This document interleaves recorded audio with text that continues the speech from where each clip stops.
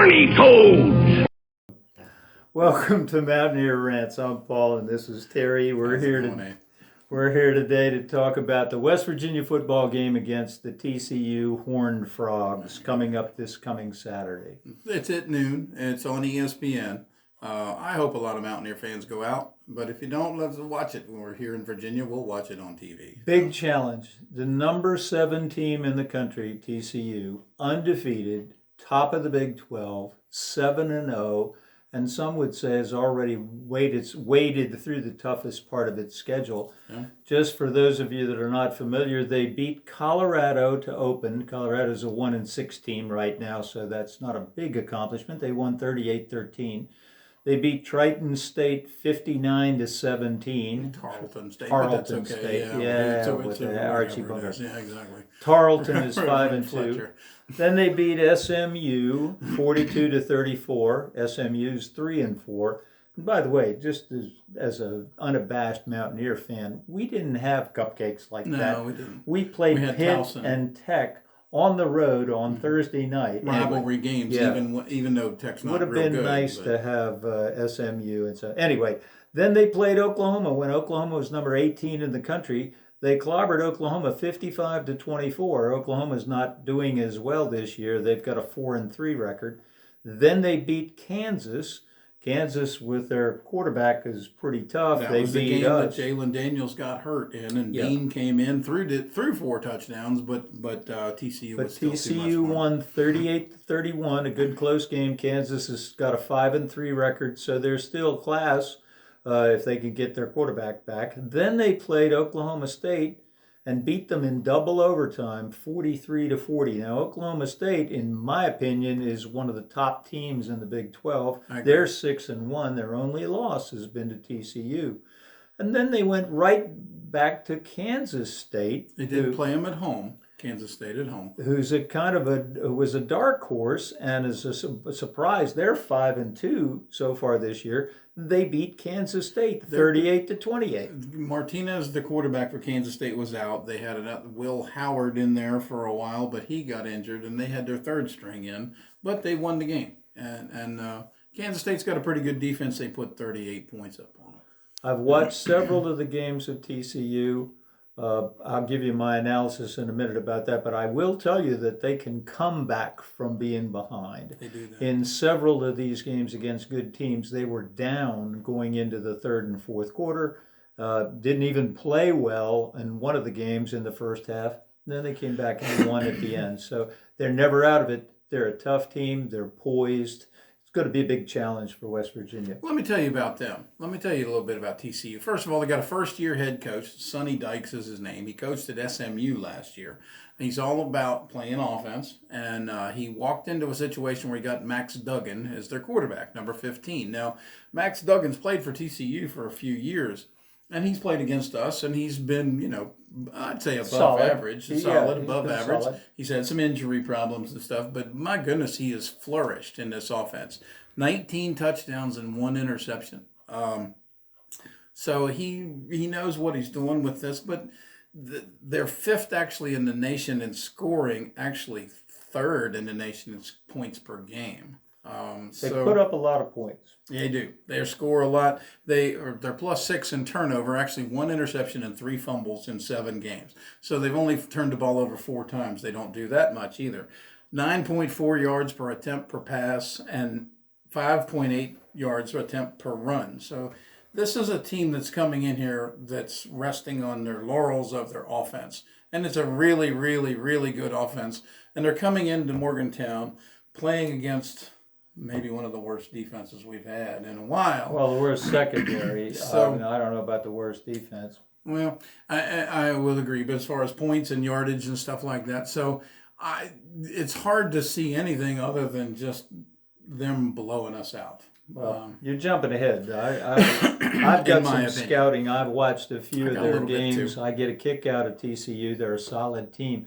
They've got a running back that I think is solid, but he's not their primary weapon. It's not like what we did with Letty Brown last year. He's just solid. Kendre Miller, number 33 is his name. He's run for 10 touchdowns in their 7 games, averages over 100 yards a game.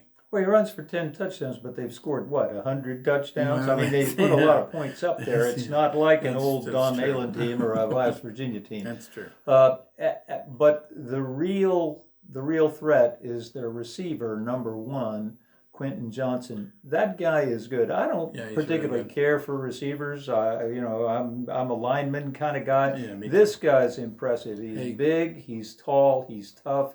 He catches everything that comes at him, and he is going to be the one they throw to when they need yards.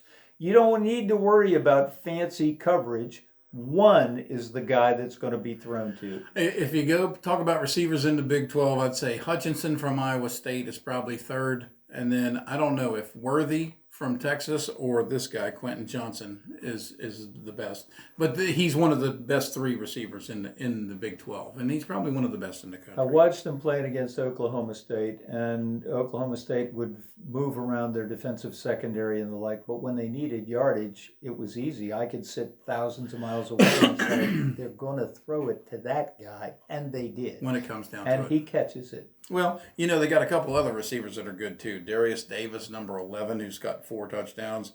Tay Barber, number 4. They're both slot guys that get open when you put too much attention on Darius. And or that's Quentin what Johnson. West Virginia will have to do. Make sure that they have to throw to these other guys. But their weapon is Max Duggan. Max Duggan has thrown for all these touchdowns. Plus, he's run for 274 yards. Second leading rusher, 4 touchdowns. And he's broken some long runs, too. He's big, he's fast, he's strong. The guy's really, really good. I agree. I think that's what happens.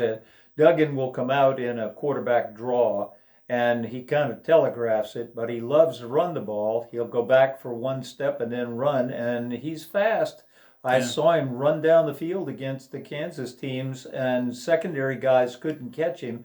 So, and even though he doesn't look fast, those are the 3 attacks. That number 1, the running back 33, and Duggan. And Duggan's not a bad passer either. He's not bad. 19 touchdowns and 1 interception. And Once again, you're talking about high touchdowns. It's a high-scoring team. And if you've got number 1 to throw to, I don't know how I shouldn't. I'm not trying to be negative on West Virginia, but I think our quarterback would look better if he had number 1 as one of the receivers out there. Now, one other thing about them.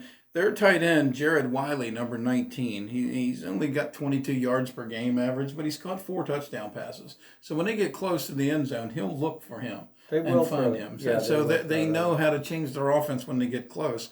They'll throw it to that tight end. Now, if there is a little problem with TCU, it's they give up 26 points a game. Right. Is that it might not be bad on most teams. That would be real bad on most teams, excuse me, but it's not bad on that team because they score 44 a game.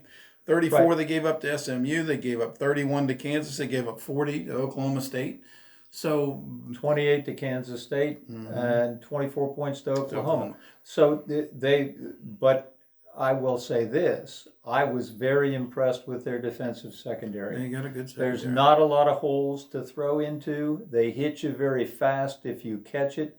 They'll knock the ball down. I think you're going to be really challenged to pass against them. In other words, they're good at stopping what they do.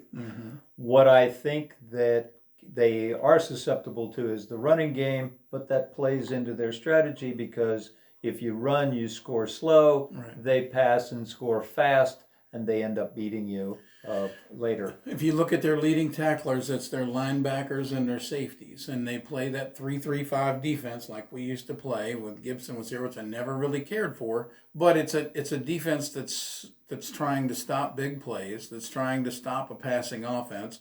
But it can be beaten if you pound them and run at them and control the football. And then when you see linebackers and safeties making all the tackles, then now you know what we got. Now, the negative there is our starting running back is not going to be there. Tony Mathis is out. We don't know if Justin Johnson's we don't know if he's going to play. He's questionable. Donaldson will be there, and Jalen Anderson. Hey, this is time for J.A. to maybe make a step. That's what Neil said the other day. It's a good thing we've got a coach that's deep We've at got running some depth, back, don't we? Hey. because a year or so ago we didn't have that We kind didn't of depth. have it. It's true.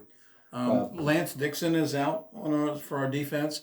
Gamitter, our left guard, is out again for this game.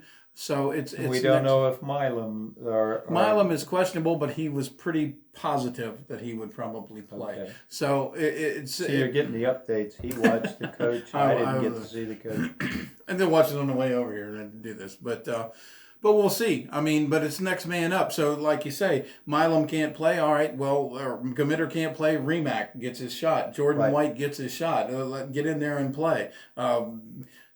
Mathis can't play. Justin Johnson can't play. Jalen Anderson, hey, it's your time. And I think he's a pretty good player too. So we'll see what we've got. But the grand scheme of things, we've got to be able to find some way to slow this team down What and else get you got? and get the ball away from them. Oh, that's good. If we get some turnovers, that'd be nice. You can't That's win what you games gotta with do. by turning the ball over. I, a week ago, would have said that TCU was beatable. In the games I've seen them play against Kansas, Oklahoma State, Kansas State, they were beatable. They managed to be scrappy and come back and win towards the end. They do. But I think you can run against them. I think they make mistakes. I think they gamble and blow it now and then. I think they could have been beat.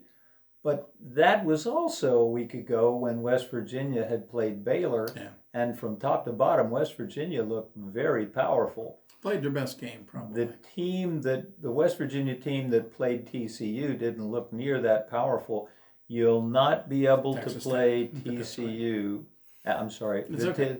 You're not going to be able to play the TCU the same way you played against Texas Tech and win. You're not going to beat. It'll be in ugly. fact, you're It'll not going be to beat ugly. anybody It'll in be the ugly. Big 12 playing like that. So if the Baylor team comes out, the West Virginia versus Baylor team comes out and runs the ball and gets a break or two now and then, they could really shake up the Big 12 in the country by knocking off a top 10 team in Morgantown.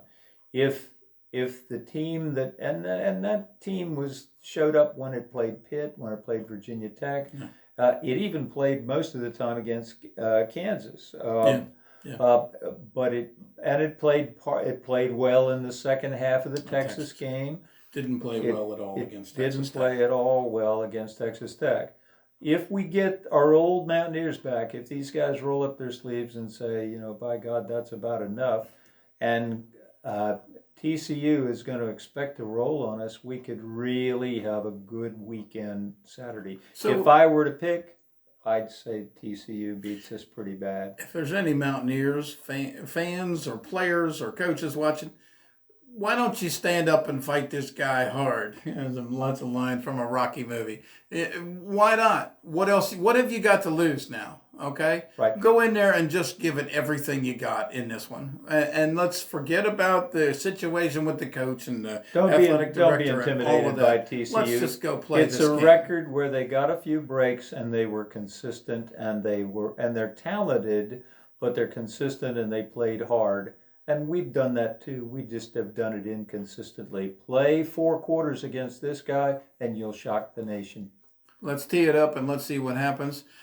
If I'm going to pick it, I'm going to say they're going to beat us because they just got more players, and I don't think we'll sustain a 4-quarter game. But I'm holding out that hope because I'm a Mountaineer, and I think we're going to win every game. It can be done. We've got a lot of injuries and the like, but they're also not expecting. They're not expecting the Mountaineer team that played Pitt. They're expecting the Mountaineer team that played Texas Tech. Let's surprise them. I think you're right. Please comment and like. We love watching you. We love you watching us. Forgive me. And we'll see you next time. Thank you.